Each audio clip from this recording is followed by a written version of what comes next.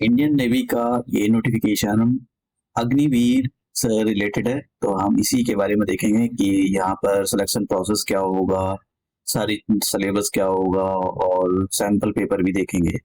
देखिए, ये जो वैकेंसी होती है ये अनमैरिड मेल और फीमेल के लिए निकली हुई होती है।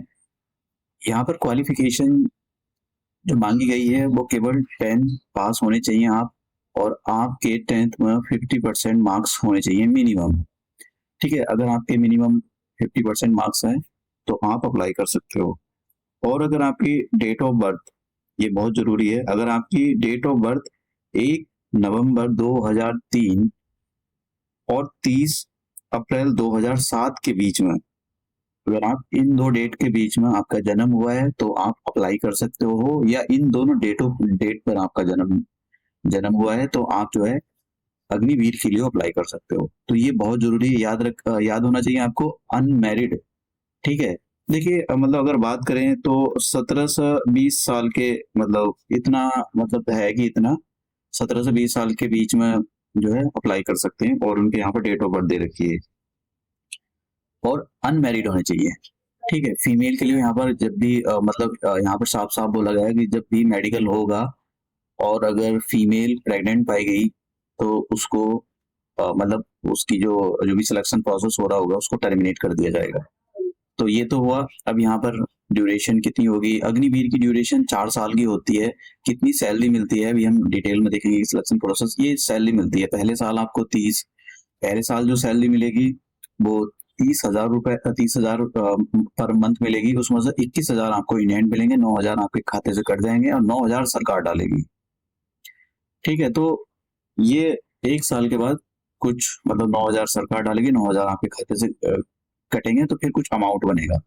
दूसरे साल में आपको 33,000 सैलरी मिलेगी, जिसमें से 23,100 रुपए आपको इन हैंड मिलेगी, और 9,900 आपके खाते से कटेगी, और 9,900 सरकार आपके खाते में डालेगी एक साल तक।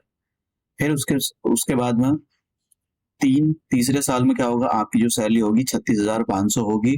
इसमें से आपको 25,550 इन हैंड मिलेंगे, और 10,950 रुपए आपकी सैलरी से कट जाएंगे, और 10,950 रुपए सरकार आपके, एक जो भी कट रहे हैं वो कहीं जा रहे हैं तो वो वहां 10,950 सरकार अपनी साइड से डालेगी एक साल तक। फिर उसके बाद फोर्थ ईयर में आपको 40,000 मिलेंगे, जिसमें से 28,000 रुपए आपको इन हैंड मिलेंगे, और 12,000 रुपए आपके खाते से कटेंगे, 12,000 रुपए सरकार डालेगी। तो टोटल मिलाकर आपका, आपके खाते से जो 4 साल में पैसे कटे वो 5,05,20 लाख कट गए, और इतने ही सरकार कंट्रीब्यूट करेगी। तो ये पैसा आपको, जो आपका फंड है अग्निवीर फंड, उसमें जमा होता रहता है, ये अप्रोक्सीमेट 10 लाख रुपए से कुछ ज्यादा। फिर जब आप 4 साल की सर्विस कर लेते हो तो आपको ये पैसा मिलेगा, और आपकी सैलरी आपको मिलती है। तो ये तो बात हुआ यहाँ पर उसके बारे में कि कितना आपकी सैलरी वगैरह है।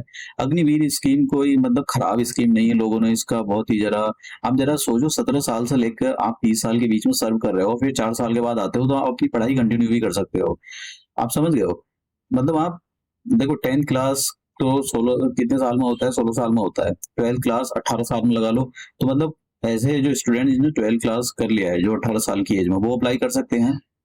ठीक है, कुछ मतलब कुछ हो जाता कि कुछ बच्चे 17 साल में 10 करते हैं, वो अप्लाई कर सकते हैं। हाँ, जिनका जैसा अभी सीबीएसई का रिजल्ट नहीं आया, सीबीएसई का रिजल्ट नहीं आया, कुछ का यूपी बोर्ड का आ गया है, मतलब कुछ कुछ स्टेट का आ गया है, तो वो लोग अप्लाई कर सकते हैं। जिनका मतलब रिजल्ट रुका हुआ है, 10th क्लास का रिजल्ट रुका हुआ है, तो वो लोग भी अप्लाई कर सकते हैं। उनकी एज जो है, डेट का इन, अगर आपकी जो एज है इसके बीच में, इन दो डेट के बीच में है, या इन दो डेट पर है, और आपका 10th क्लास का रिजल्ट रुका हुआ है, तो आप अप्लाई कर सकते हो। आप किसी भी बोर्ड के हो, यूपी बोर्ड या किसी भी बोर्ड के हो। अब तो ये बात होगी। अब यहाँ पर बात करते हैं सिलेक्शन प्रोसेस। देखिए, सिलेक्शन प्रोसेस के लिए दो पेपर होते हैं यहाँ पर, पेपर 1 और पेपर 2।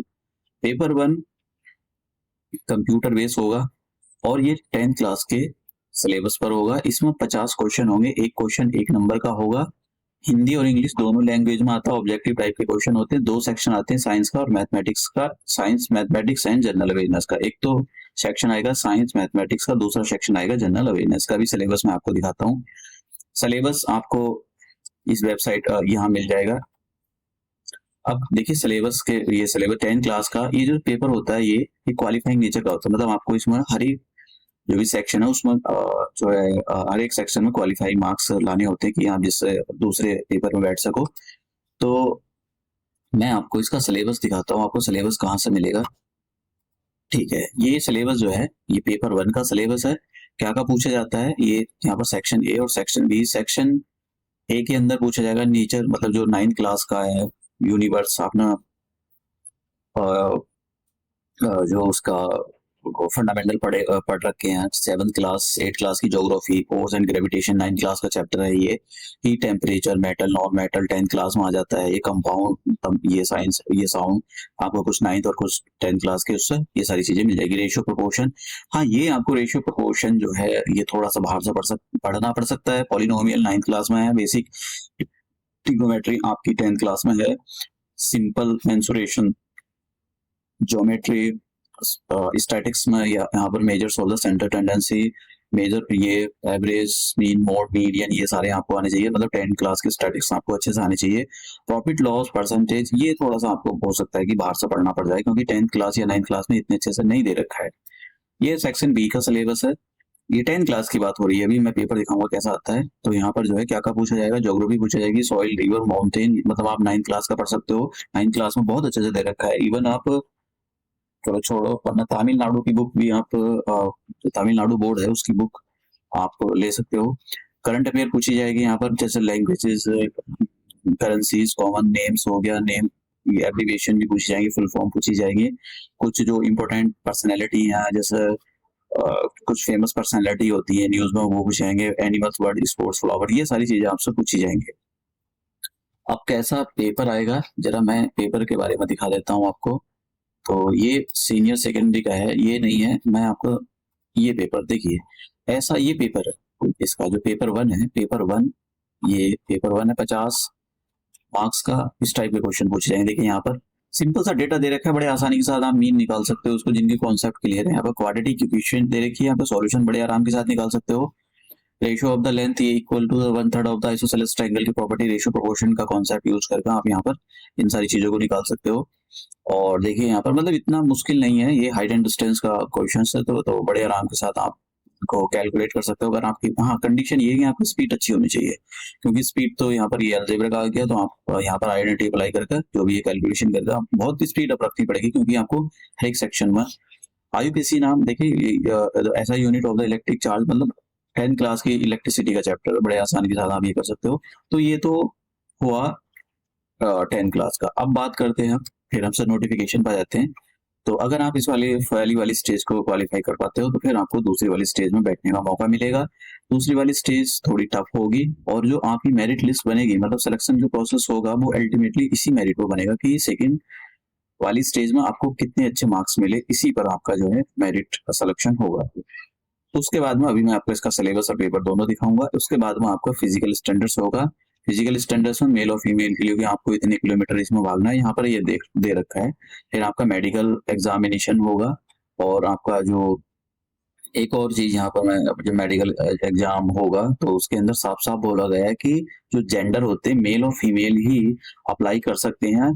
और अगर मान लो कोई मतलब जो ट्रांसजेंडर होते हैं, अगर उसने सर्जरी कराई हुई है, ठीक है, मान लो कोई फॉर एग्जांपल कोई मेल है, देखने में मेल लगता है लेकिन अंदर से फीमेल है, तो अगर वो उसने सर्जरी करा रखी है, मतलब सर्जरी करा ली है कि देखने से बाहर से फीमेल है, अंदर से भी उसने जो फीमेल वाली जो अपना जो मेल सेक्सुअल रिप्रोडक्शन सिस्टम उसको हटाकर फीमेल वाला लगवाया, तो वो अप्लाई कर सकते हैं। या ऐसा कोई मतलब ट्रांसजेंडर ने अगर सर्जरी करा रखी है तो वो अप्लाई है, अगर मतलब अगर उसने सर्जरी नहीं करा रखी है तो भी अप्लाई नहीं कर सकती। और यहाँ पर फीमेल के लिए साफ साफ बोला गया है कि अगर कोई भी फीमेल मेडिकल के टाइम पर प्रेग्नेंट पाएगी तो उसको टर्मिनेट कर दिया जाएगी, उसकी जो भी प्रोसेस चल रहा होगा। यहाँ पर ये मिनिमम हाइट के स्टैंडर्ड्स यहाँ पर ये है दे रखे हैं, तो इनको आप देख सकते हो। मैं आपको इसके बारे में, जो आपकी ट्रेनिंग होगी नवंबर 2024 से स्टार्ट हो जाएगी उड़ीसा के अंदर, उड़ीसा कैडर के अंदर आपकी जो है ये ट्रेनिंग होगी। मैं सिलेबस अभी आपको दिखाऊंगा। और लास्ट डेट जो है, डेट के बारे में मैंने अभी आपको नहीं बताया, आप कब से अप्लाई कर सकते हो। 13 मई से 13 मई से लेकर आप अप्लाई कर सकते हो। 27 मई इसकी लास्ट डेट विंडो ज़्यादा टाइम के लिए ओपन नहीं रहेगी, कभी आप सोच रहे हो कि लास्ट डेट का वेट मत करना। अब यहाँ पर इसके सिलेबस के बारे में मैं ज़रा बता देता हूँ। ये दो जो पेपर नंबर स्टेज सेकंड है उसका पेपर के सिलेबस और पेपर के बारे में दिखा देता हूँ। तो ये 100 मार्क्स का होगा। यहाँ पर सिलेबस दे रखा है, सैंपल पेपर है और इसका सिलेबस ये है। तो पेपर सेकंड का सिलेबस क्या होगा, देखिए इसमें थोड़ा सा टफ होता है। ये 4 स्टेज होंगी, साइंस, मैथमेटिक्स, इंग्लिश। हर एक स्टेज को क्वालिफाई करना होता है सेपरेटली। तो देखिए यहाँ पर फिजिक्स वाला ज्यादा पोर्शन दिया हुआ है कि physical world and the measurement, kinematic laws of the motions. ये 12th क्लास में जो एनसीईआरटी की बुक है उसमें आपको मिल जाएंगे। मैग्नेटिक इफेक्ट ऑफ द ये करंट मैकेनिज्म, इलेक्ट्रोमैग्नेटिज्म, इंडक्शंस, ये सारी चीजें आपको जो है 12th क्लास के इसमें मिल जाएंगी। मेटल नॉन मेटल हो सकता है, metal non metal, organic chemistry आपको metal non metal 10th class से मिल जाए एनसीईआरटी से। थोड़ा सा डेप्थ में आपको पढ़ना पड़ेगा, लेकिन बाहर से भी पढ़ना पड़ेगा आपको 12th क्लास का। देखिए यहाँ पर रिलेशन फंक्शन 12th क्लास का मैच है। 11 12th क्लास की ये रिलेशन फंक्शंस 11th में भी मिलता है, 12th में भी मिलता है। कॉम्प्लेक्स नंबर 11th आपको 11th में मिलेंगे। क्वाड्रेटिक इक्वेशंस 11th में मिलेगी आपको। सीक्वेंस एंड ये सीक्वेंस एंड ट्रिग्नोमेट्री 11th का क्या है, Cartesian system of the rectangular coordinate straight line, ये आपको मिल जाएगी 11th क्लास में। तो आपको देखिए ये पढ़ना पड़ेगा। कोनिकल सेक्शन भी 11th क्लास का ही है। Introduction to the 3 dimension geometry probability, ये सारा 11th क्लास का ही है, ठीक है। बाइनोमियल भी 11th, डिटरमिनेंट्स आपको 12th क्लास में मिलेगा। मैट्रिसेस आपको 12th क्लास में मिलेगी। डेफिनेशन ऑफ इंटीग्रल ये भी आपको 12th क्लास में मिल जाएगा मैथ में। इंग्लिश के बारे में देखिए यहाँ पर passages, position, corrections of the sentences, ये सारी चीजें पूछी जाएंगी। Change, direct active, direct indirect पूछे जाएंगे आपसे। पंक्चुएशंस पूछा जाएगा, verb, non verb, infinite verb, ये इस टाइप की यूजेस ऑफ द एडजेक्टिव, ये सारी चीजें पूछी जाएंगी। अब बात करते हैं जनरल अवेयरनेस की। कल्चर, रिलीजन, ज्योग्राफी, ये सारी चीजें पूछी जाएंगी। तो जैसे मैंने कहा कि आपको 9th क्लास और आप अगर आप चाहते हो थोड़ा डेप्थ में पढ़ना, तो आप तमिलनाडु बोर्ड की बुक 9th क्लास की, 10th क्लास की, ये जो वहाँ की जो बुक है वो उनको पढ़ सकते हो। बहुत अच्छी बुक है, एनसीईआरटी से भी अच्छी बुक है, समझ गए आप, डेप्थ में है वो। तो विंटर टर्म्स, और इवन मैंने अपने दूसरे चैनल पर भी मतलब मेरा दूसरा चैनल है, मैं उस पर प्रिपरेशन कराता हूँ, तो वहाँ भी मैंने सारी चीजें डिटेल्स में डाली हुई हैं। अब बात करते हैं कि इम्पोर्टेंस, ये वाला fact, heritage, Indian art culture के बारे में। लैंग्वेज, नेशन, कितनी लैंग्वेजेस बोली जाती हैं, 8 शेड्यूल में कितनी लैंग्वेजेस हैं, उनके बारे में आपको पता होना चाहिए।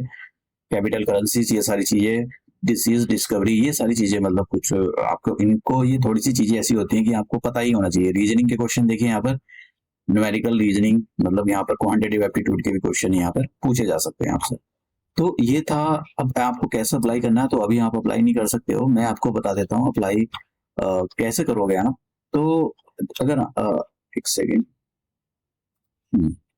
तो जब आप अप्लाई करोगे, ठीक है, तो देखिए यहाँ पर ये वाला, एक सेकेंड,